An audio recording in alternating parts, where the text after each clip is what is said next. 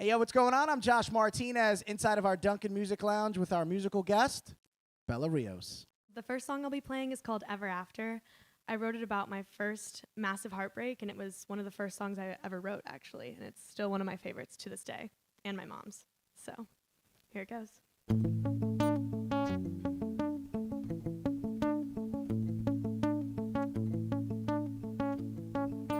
You and me meeting was just like a movie scene.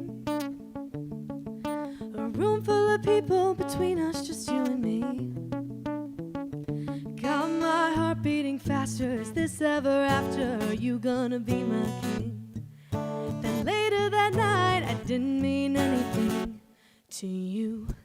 Even though your friends know you're a jerk, and I try to make a good impression. Can't believe how hard I had to work for a boy who's not worth my attention. You're a player and your friends know. I'm gonna say it to your face though. Maybe I wouldn't have known. You took no time to replace me. I saw it on your friends' phones. You're such an asshole. I built a future in my mind, someone always on my side. So much drama in one night, you're hopeless. And you can't take me for this ride. This bullshit's never gonna fly. Making all those women cry, you're hopeless. Even though your friends know you're a jerk, and I try to make a good impression. Can't believe how hard I had to work for a boy who's not worth my attention. You're a player and your friends know. I'm gonna say it to your face though. Maybe I wouldn't have known. You took no time to replace me. I saw it on your friends' phones. You're such an asshole. You're not the boy I thought you'd be. I dodged that bullet, can't you see? The mark you left will fade away. It makes me stronger every day. You got nothing on me. You got nothing on me. You got nothing on me. You're such an asshole. But I'm gonna say it to your face though. Maybe I wouldn't have known. You took no time to replace me. I saw it on your friends' phones. You're such an asshole. Thank you. This next one is called In the Dark. I really struggle with OCD, and one of my largest symptoms is being unable to clear my head. And this is a song about all the things that keep me up at night because of that.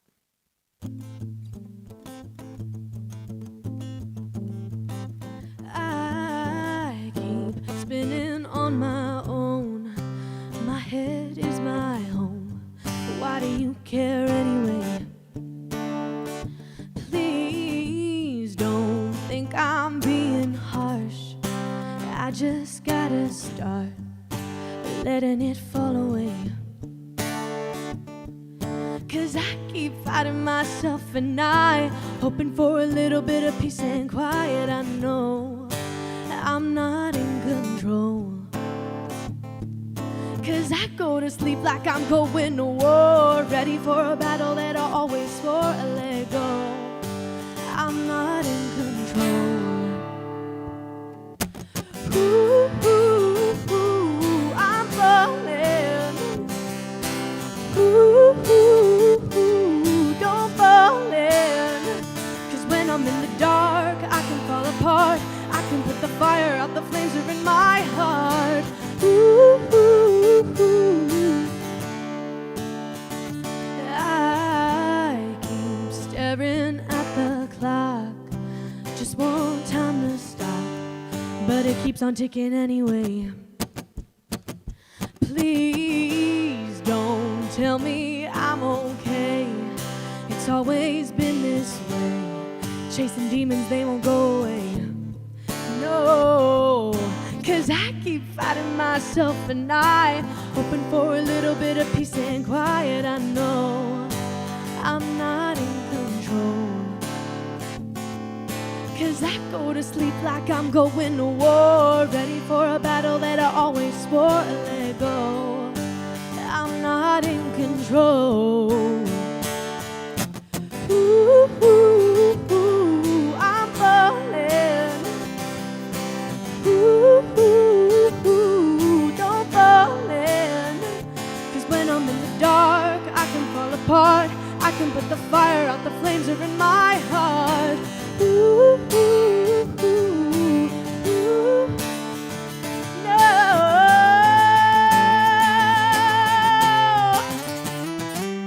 Yeah.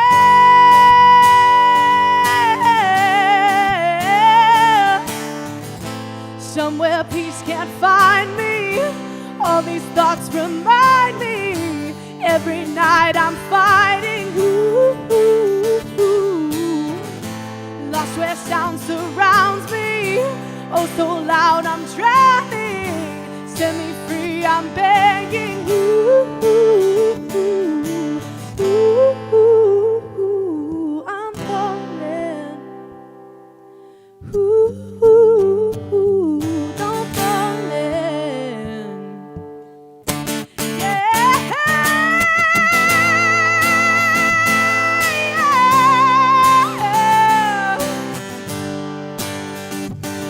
Don't fall in. 'Cause when I'm in the dark, I can fall apart. I can put the fire out, the flames are in my heart. Ooh, ooh, ooh, ooh, ooh, ooh. Thank you. This next one is called Walking in the Rain, and I wrote it about the happy playlist that I listen to get through all the rainy days I spend studying in New Jersey.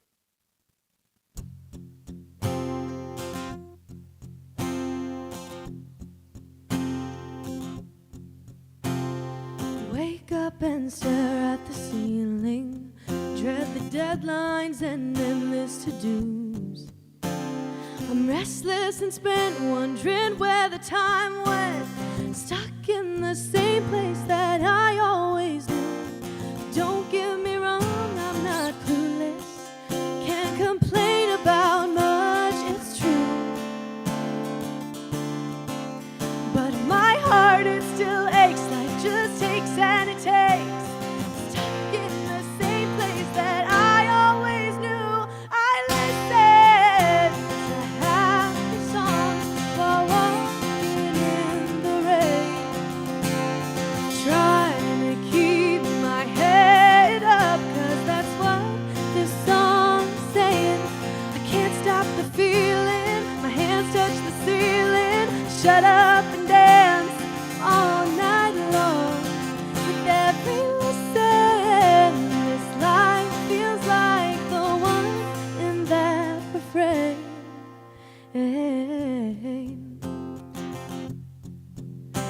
Woke up with the usual feeling, same old cycle, not anything new. I'm run down and tired, not having any time for the dreams that I wanna come true. Don't get me wrong, I'm not clueless, can't complain about much, it's true. But my heart, it still aches, life just takes and it takes. Stuck in the same place that I always knew. I listen to happy songs while walking in the rain, trying to keep my head up, 'cause that's what this song's saying. I can't stop the feeling, my hands touch the ceiling. Shut up and dance all night long. With every listen, this life feels like the one in that refrain.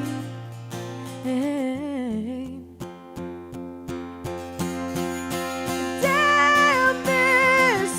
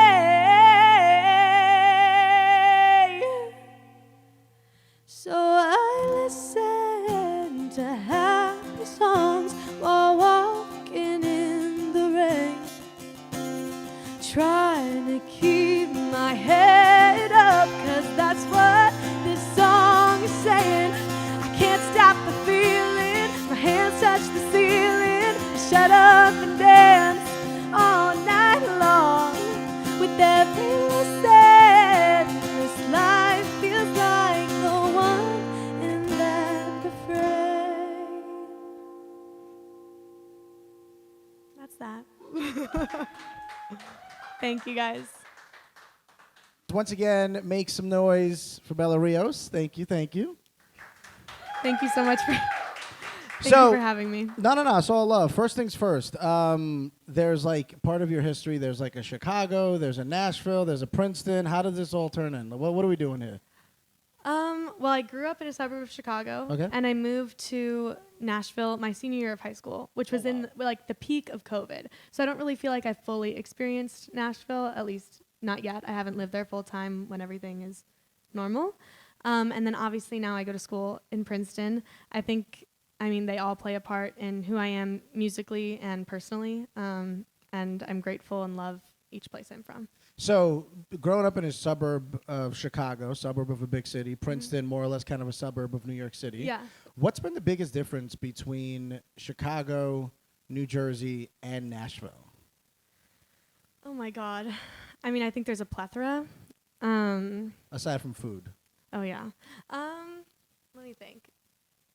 I think musically, they've all taught me very different things. I mean, I started my songwriting journey in Chicago. I was definitely surrounded by a heavier rock and rap scene there, which heavily influenced what I listened to and how I wrote. When I moved to Nashville, I definitely became, partly because of the culture of the city and their songwriters, and partially because I was just maturing, I became a lot more confident in writers' rooms, writers' rounds, and like putting my own original work out there.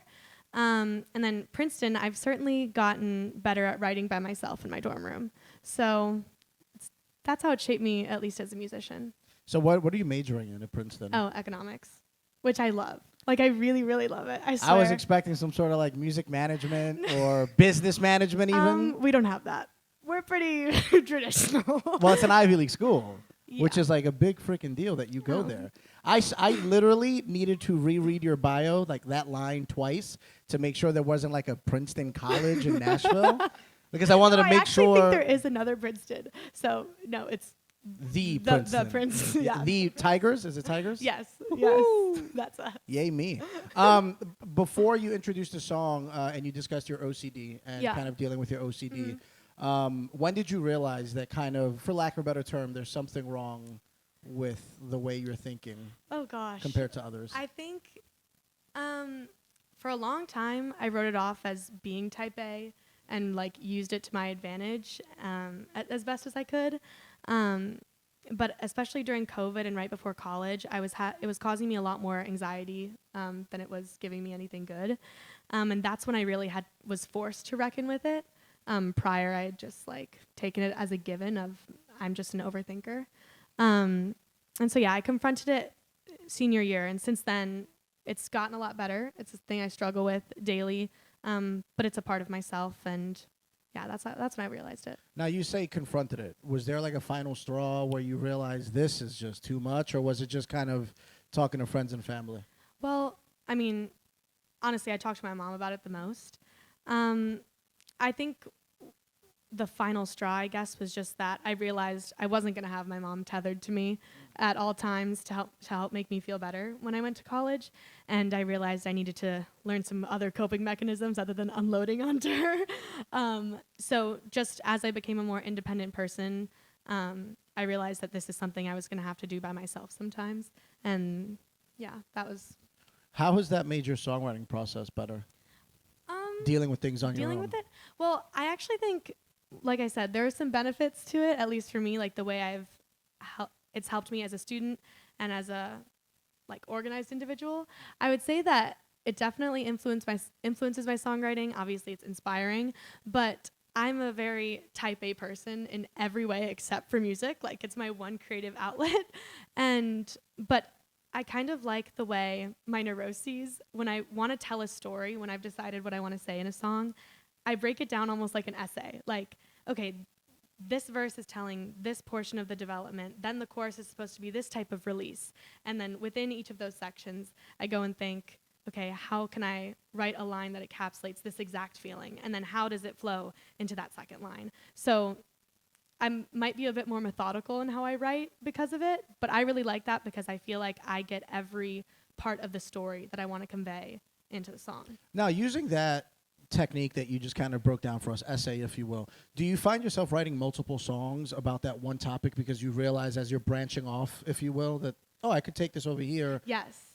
I mean, I think, you know, not everything that you're experiencing, every emotion is like, has one experience or one moment of expression.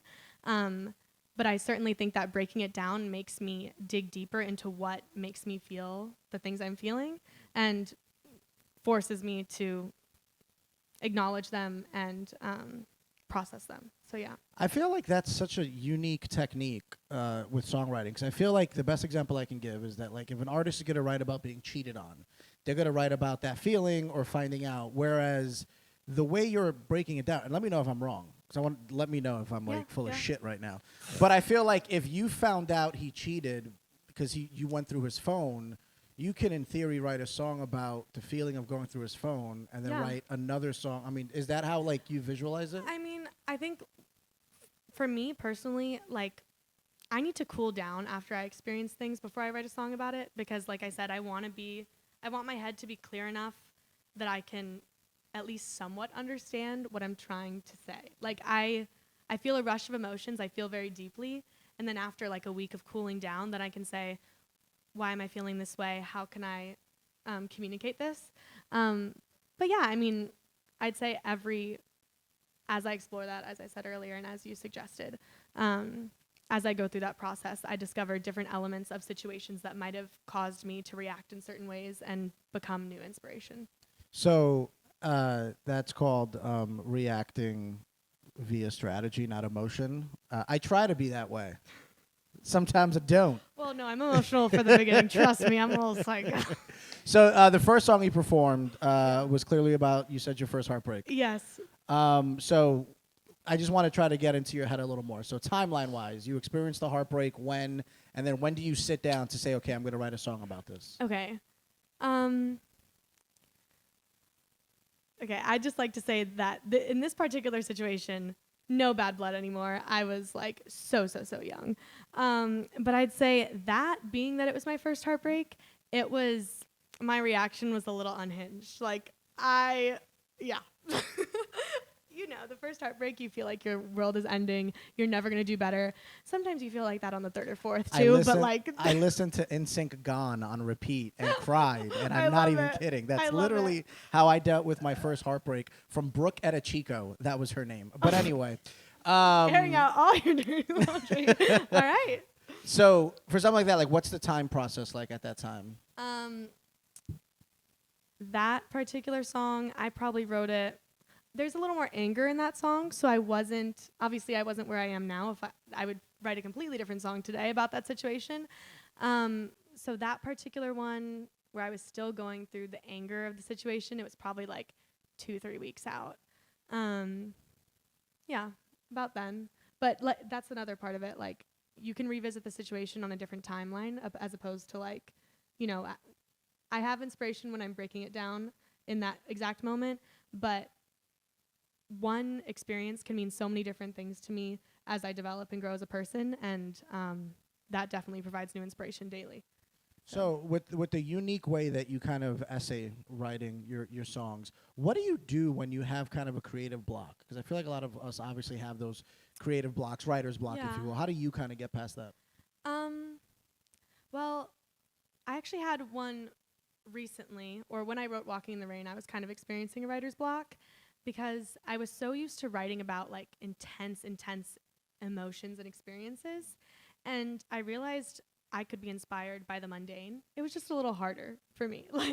So I just had to sit with myself a little bit longer. I had to take more time to brainstorm like the actions and the feelings that I was experiencing on a daily basis. And once I put them on paper, I realized, oh, this could be a song too. Like, it doesn't need to be my biggest heartbreak or my greatest joy. Like, it can be, I'm walking in the rain, I'm feeling a little down today. Like, let me describe what the trees look like. And it can turn out pretty good. So there's obviously a lot of highs and lows in life. We all go through it. And I like to talk about mental health with a lot of the artists that come through. What do you do to bring yourself back down to even? Because obviously if you're too low, you got to bring yourself up. And sometimes being too high can be detrimental as well. Yeah. Because the come down sucks. Yeah.